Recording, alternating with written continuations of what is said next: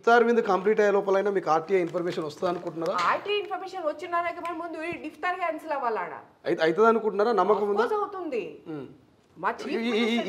మా chief minister కి సరి అయిన అడ్వైస్ ఇచ్చే చుట్టూ ఎవడూ లేవు. ఇప్పుడే మీకు పేర్లని చెప్పాను నేను, ఇప్పుడే మీకు పేర్లని చెప్పాను. ఆయనకి వెళ్ళి టోపీ తొడిగిస్తుంటారు రేవంత్ గారికి. మీరు మరి అక్బరుద్దీన్ బొట్టు వేసుకుంటారా? నేను డైరెక్ట్ గా ప్రశ్న వేస్తున్నాను. ఎందుకు మీరు ఆయనకి ఆ టోపీ వేయాలి? మహేష్ గౌడ్ మా ప్రెసిడెంట్ మహేష్ గౌడ్కి ఆనరబుల్ ఎమ్మెల్సీ ఆయన మీద ఎందుకు టోపీ వేయాలి? అసలు ఆయన ఎందుకు టోపీ ధరించాలి? వాళ్ళు మీకు మీ పొలిటికల్ ఇది అధికారం చూపించుకుంటున్నారా? మీరు బొట్టు వేసుకుంటారా? మరి నేను ఎవరికి చెప్పాను అట్లా టోపీ చేసుకోమని, స్కార్ఫ్ వేసుకోమని? నేను ఎవరికి చెప్పాను? ఎవరి మతం వాళ్ళు ఎట్లా కావాలో అట్లా చేసుకుంటారు, అట్లా ధరించుకుంటారు. సో ఇక్కడ జరుగుతుంది ఏంటంటే, ఒక పొలిటికల్ ముఠా వాళ్ళ ఆధిపత్యం ఎప్పుడు మేము ఏం గవర్నమెంట్ ఉన్నా, కేసీఆర్ మామ ఉన్నా వాడు మేము టోపీ వేస్తాం, రేవంత్ అన్న వచ్చినా మేము టోపీ వేస్తాం, రేవంత్ భాయ్ వచ్చినా టోపీ వేస్తాం, మహేష్ భాయ్కి టోపీ వేస్తాం అని చెప్పి ఒకలాంటి వాళ్ళ జుల్మ్, ప్రజల మీద జుల్మ్, ఇక్కడేమో పొలిటికల్ కౌంటర్ పార్ట్స్ మీద ఒక జోర్ అన్నమాట. ఇప్పుడు మీరు పార్టీకి వ్యతిరేకంగా, మతానికి వ్యతిరేకంగా ఇఫ్తార్ విందును రద్దు చేయాలని ఫైట్ చేస్తూ ఉన్నారు. ఈ ఫైట్ చేసే సమయంలో ఏమైనా థ్రెడ్స్ ఏమైనా వచ్చాయా? బెదిరింపు కాల్స్ కావచ్చు, ఎవరైనా మిమ్మల్ని కంట్రోల్ చేసే ప్రయత్నం కానీ అట్లా ఏమైనా కాల్స్ వచ్చాయా మీకు? లేదండి, నాకేం రాలేదు. మెసేజెస్ వస్తున్నాయి, మీరు ఫహీం ఖురేషికి పెట్టండి, అసద్ ఓవైసీకి పెట్టండి, అక్బరుద్దీన్ ఓవైసీకి పెట్టండి, షబీర్ అలీకి పెట్టండి. నేను చెప్పిన దయచేసి వాళ్ళ నంబర్లని నాకు ఇవ్వండి, వాళ్ళ exactly face time, iPhone face time numbers ఇవ్వండి, వాళ్ళ వాట్సాప్ నంబర్స్ ఇవ్వండి, నేను వాటికి ఇస్తాను. ఊరికి ఏదో పబ్లిక్ నంబర్స్ కాదు, వాళ్ళు చదివే నంబర్స్ నాకు ఇవ్వండి, నేను వాళ్ళకి ఇస్తాను. వాళ్ళు కలవాలని నేను వెళ్ళి వాళ్ళని కలుస్తాను.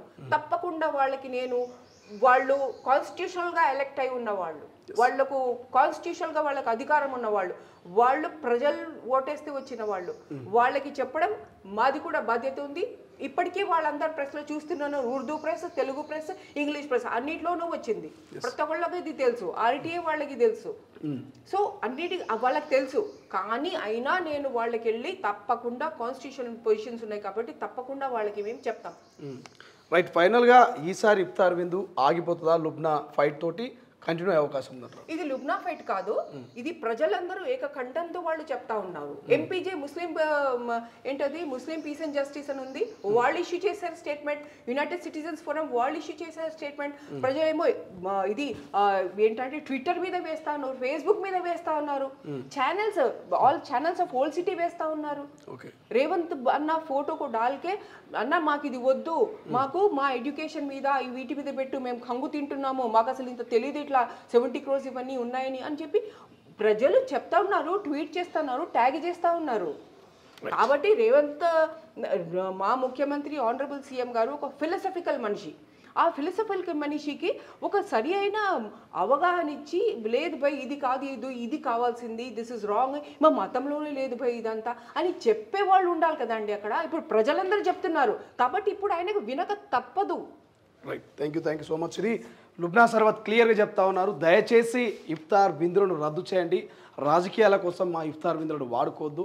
70 కోట్లు ఇఫ్తార్ విందు పేరు మీద ఖర్చు పెట్టుడింది, మా పిల్లల చదువుల కోసం కనీసం ఒక 3-4 కోట్ల రూపాయలు కూడా ఖర్చు పెట్టకపోవడం ఏంది? కేటాయించిన బడ్జెట్లో ఇఫ్తార్ విందుకేమో 70 కోట్లు వాడుకుంటారు, కానీ మరి పిల్లల భవిష్యత్తుకు మాత్రం అసలు ఆ మైనార్టీ వెల్ఫేర్కి సంబంధించిన ఆ డబ్బులను ఎందుకు వాడట్లేదు? మాకు కావాల్సింది చదువు, మాకు కావాల్సింది జ్ఞానం, మాకు కావాల్సిన ఇఫ్తార్ విందులు కాదు. మా ఖురాన్లో కూడా ఈ రకమైనటువంటి ఇఫ్తార్ విందు వ్యవహార శైలి లేదు. దయచేసి రాజకీయాలు ఈ ఇఫ్తార్ విందును వాడుకోదంటూ ఇక మరి లుబ్నా రిక్వెస్ట్ చేస్తూ ఉన్నారు. ఈసారి ఖచ్చితంగా ఇఫ్తార్ విందును ఆఫ్ చేస్తాం, బంద్ చేస్తాం, రద్దు చేస్తాం అని చెప్తా ఉన్నారు. చూద్దాం ఏం జరుగుతుంది. మరి రాష్ట్ర ప్రభుత్వం ఇఫ్తార్ విందును రద్దు చేస్తుందా లేకపోతే కంటిన్యూ చేస్తుంది? ప్రపంచంలో ఏ మూల ఏ క్షణం ఏం జరుగుతుందో వేగంగా తెలుసుకోవడానికి తొలి వెలుగు వాట్సాప్ ఛానల్ని ఫాలో చేయండి.